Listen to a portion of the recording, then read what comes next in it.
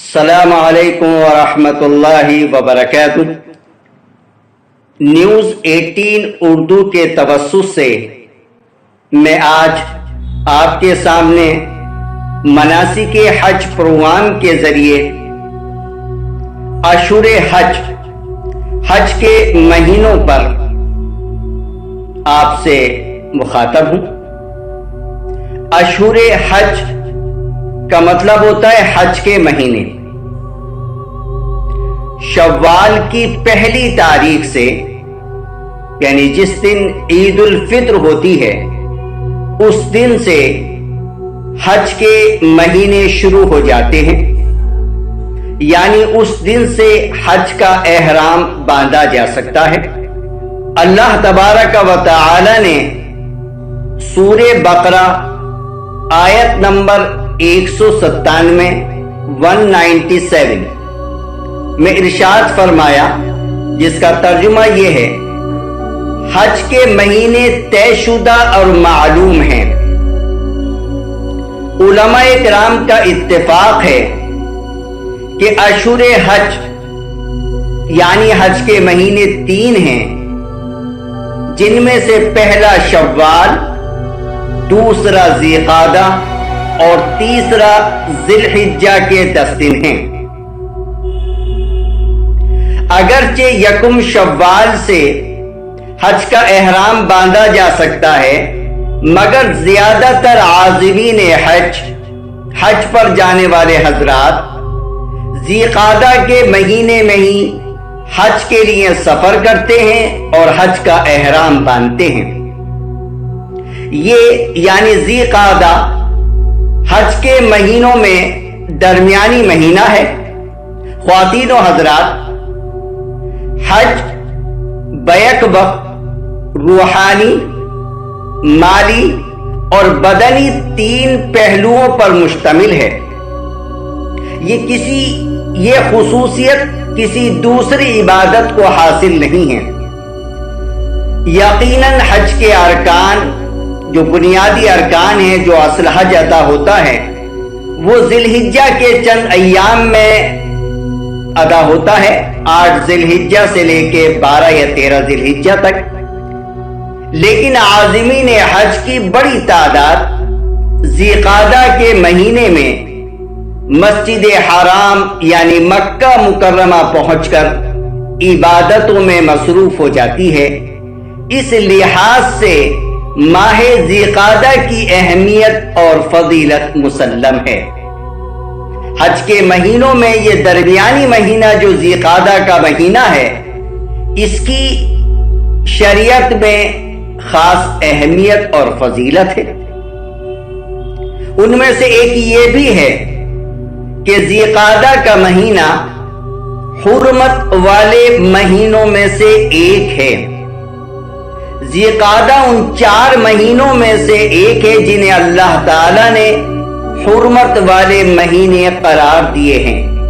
اللہ تعالی اپنے پاک کلام قرآن کریم میں ارشاد فرماتا ہے، حقیقت یہ ہے کہ اللہ کے نزدیک مہینوں کی تعداد 12 مہینے ہے، جو اللہ کی کتاب یعنی لوح محفوظ کے مطابق اس دن سے نافذ چلی آتی ہے جس دن اللہ نے آسمانوں اور زمین کو پیدا کیا تھا۔ ان 12 مہینوں میں سے 4 حرمت والے مہینے ہیں۔ سورہ توبہ آیت نمبر 36۔ دنیا میں مختلف کیلنڈر نافذ تھے اور آج بھی ہیں، لیکن اللہ کے بنائے ہوئے نظام کے مطابق ہر کیلنڈر میں 12 ہی مہینے ہوتے ہیں۔ حضور اکرم صلی اللہ علیہ وسلم کے زمانے میں نافذ کیلنڈر کی ابتدا محرم الحرام اور اختتام ذی الحجہ پر ہوتا تھا۔ حضرت عمر فاروق رضی اللہ تعالیٰ عنہ جو دوسرے خلیفہ ہیں، ان کے زمانے خلافت میں جب ایک نئے اسلامی کیلنڈر کو شروع کرنے کی بات آئی تو صحابہ کرام نے اسلامی کیلنڈر کی ابتدا کو نبی اکرم صلی اللہ علیہ وسلم کی ولادت یا نبوت یا ہجرت مدینہ سے شروع کرنے کے مختلف مشورے دیے۔ آخر میں صحابہ کرام کے مشورے سے ہجرت مدینہ منورہ کے سال کو بنیاد بنا کر ایک نئے اسلامی کیلنڈر کا آغاز کیا گیا، یعنی ہجرت مدینہ منورہ سے پہلے تمام سالوں کو زیرو کر دیا گیا اور ہجرت مدینہ منورہ کے سال کو پہلا سال تسلیم کر لیا گیا۔ رہی مہینوں کی ترتیب تو اس کو عربوں میں رائج مختلف کیلنڈروں کے مطابق رکھی گئی۔ سورہ توبہ کی اس آیت میں یہ وضاحت نہیں ہے کہ حرمت والے مہینے کون سے ہیں۔ اس کی تفسیر حضور اکرم صلی اللہ علیہ وسلم کے ارشاد مبارک میں موجود ہے، جس کو ہم حدیث نبوی کہتے ہیں۔ حضور نے ارشاد فرمایا صلی اللہ علیہ وسلم، سال 12 مہینے کا ہوتا ہے، ان میں سے 4 حرمت والے ہیں، 3 تو لگاتار ذی قعدہ، ذی الحجہ، محرم الحرام جو سال کا پہلا مہینہ ہے، اور آخری رجب جو جمادی الثانی اور شعبان کے درمیان پڑتا ہے۔ حضور اکرم صلی اللہ علیہ وسلم مکہ مکرمہ سے مدینہ منورہ ہجرت فرما گئے تھے۔ 6 سال تک حضور اکرم صلی اللہ علیہ وسلم مدینہ سے مکہ واپس نہیں آ سکے۔ نبوت کے 6 سال میں حضور اکرم صلی اللہ علیہ وسلم اور صحابہ کی ایک جماعت نے عمرے کی ادائیگی کے لیے مکہ مکرمہ کا سفر کیا۔ مکہ مکرمہ کے قریب ایک جگہ ہے حدیبیہ۔ حدیبیہ مقام پر آپ صلی اللہ علیہ وسلم اور صحابہ کرام کو روک دیا گیا۔ واقعہ تفصیل سے ہے، صلح ہوئی جو صلح حدیبیہ کے نام سے مشہور ہے۔ حضور اکرم صلی اللہ علیہ وسلم اور تمام صحابہ کرام نے وہیں حدیبیہ کے مقام پر بال منڈوائے، کٹوائے اور جانوروں کی قربانی دی اور واپس مدینہ منورہ چلے گئے۔ اس سال آپ نے عمرہ نہیں کیا۔ صلح کے مطابق اگلے سال یعنی نبوت کے 7ویں سال آپ نے عمرے کی قضا کی۔ تو اس طرح سے حضور اکرم صلی اللہ علیہ وسلم کا پہلا عمرہ جو ناقص رہ گیا تھا، یعنی آپ مکہ کی سرزمین تک نہیں پہنچ پائے تھے، اور اس کی قضا دونوں ذی قعدہ کے مہینے میں ہوئی۔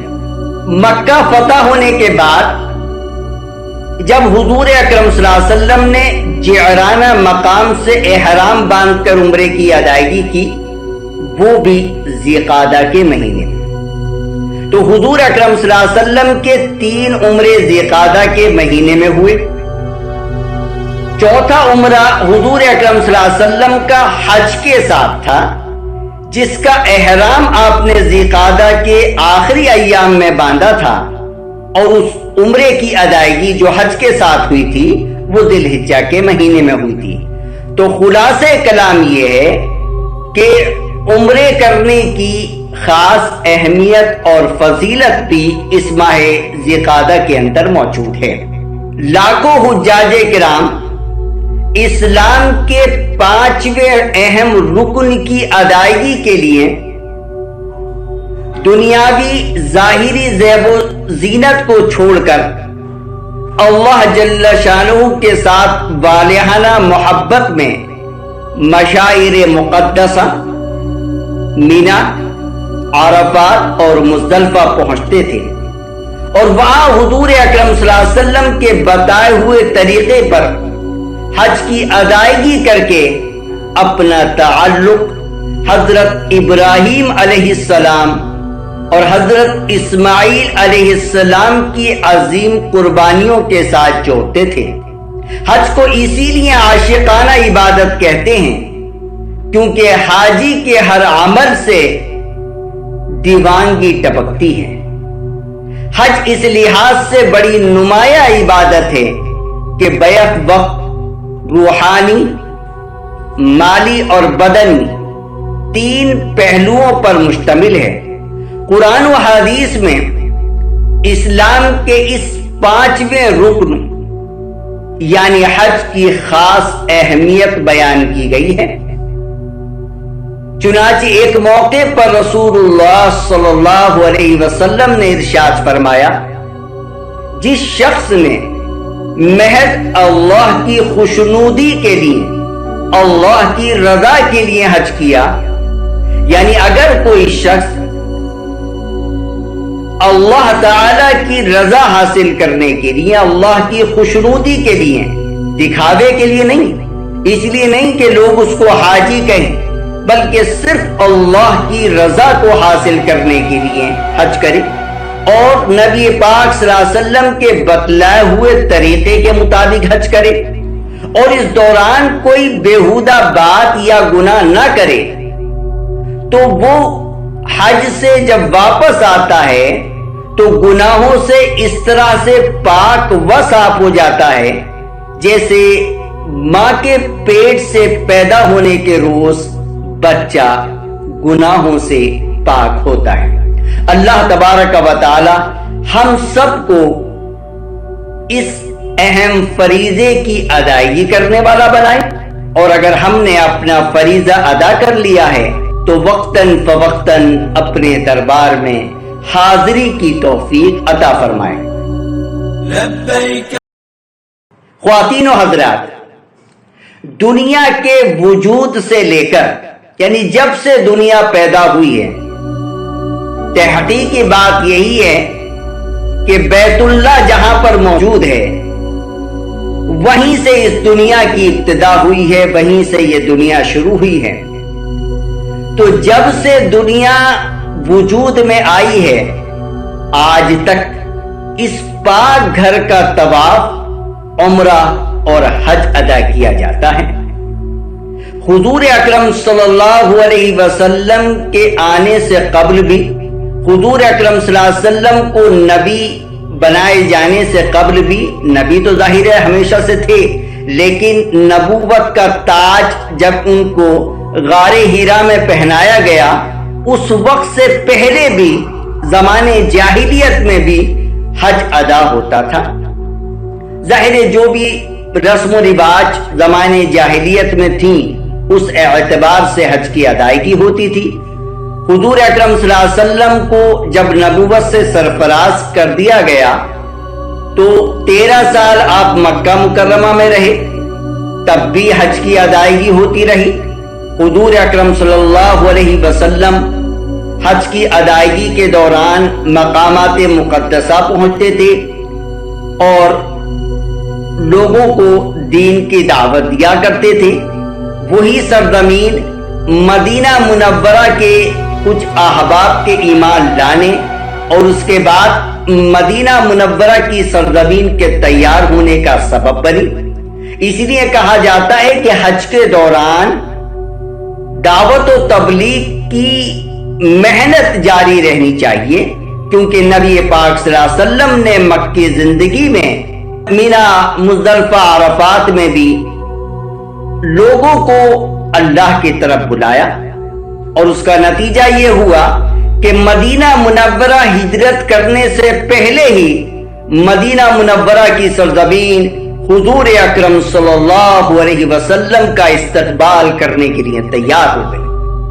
یقیناً بعض حالات میں حج کی ادائیگی موقوف بھی رہی ہے، یعنی بعض حالات ایسے آئے ہیں 1400 سال کے دوران بھی، حضور اکرم صلی اللہ علیہ وسلم کی وفات کے بعد بھی، کہ جس میں حج یا تو محدود ہوا ہے یا موقوف ہوا ہے۔ جیسے گزشتہ سال بھی حج محدود ہوا، 1000 یا دوسری خبر کے مطابق 10,000 لوگوں نے حج کی ادائیگی کی۔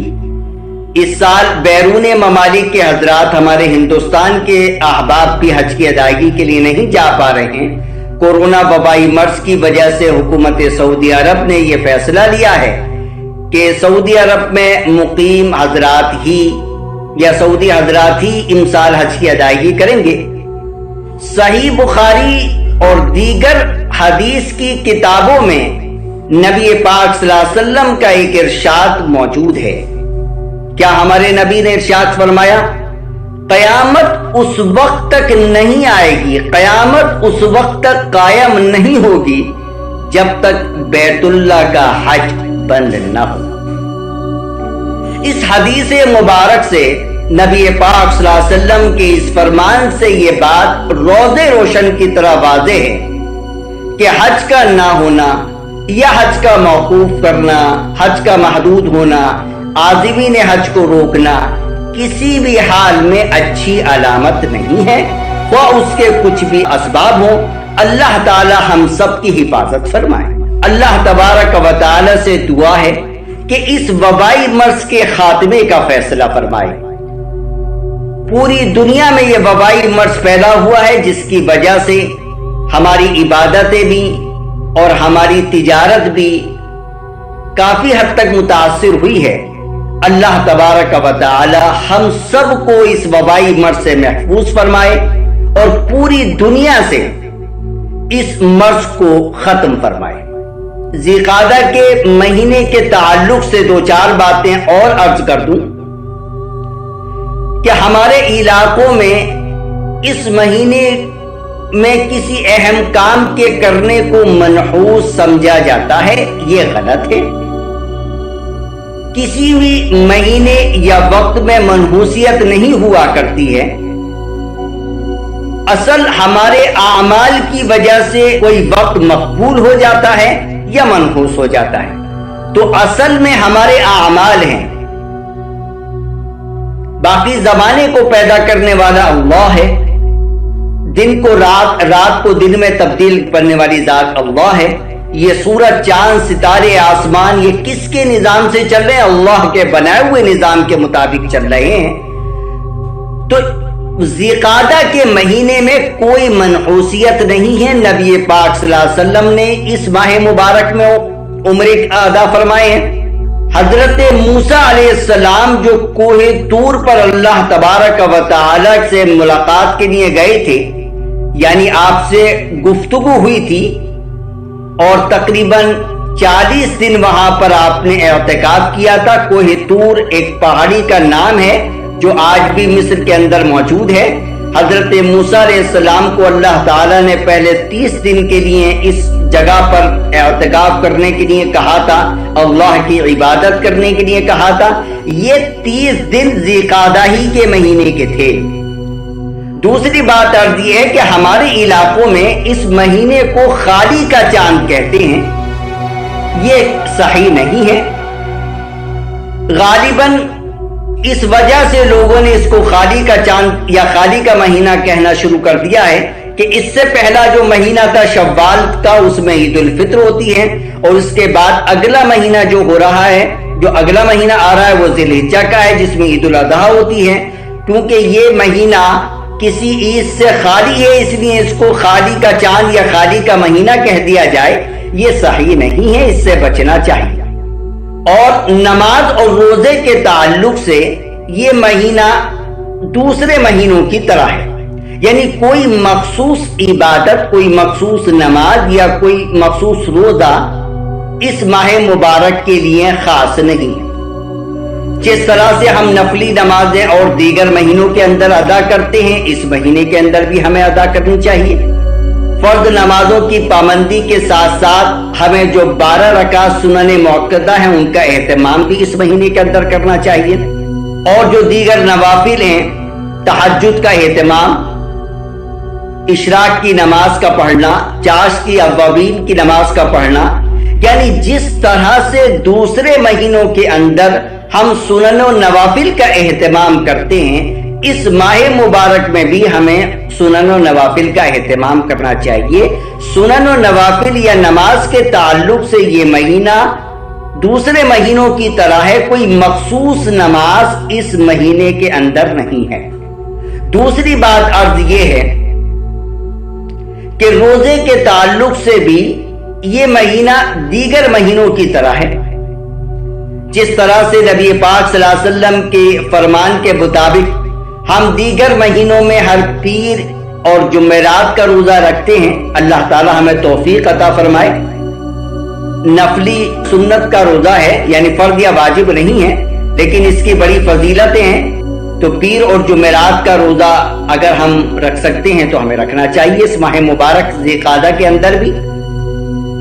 اسی طرح سے ایام 20 کے روزے، 13، 14، 15 کے روزے جو ہم دیگر مہینوں کے اندر رکھتے ہیں، ان مہینوں کے اندر بھی ہمیں رکھنا چاہیے۔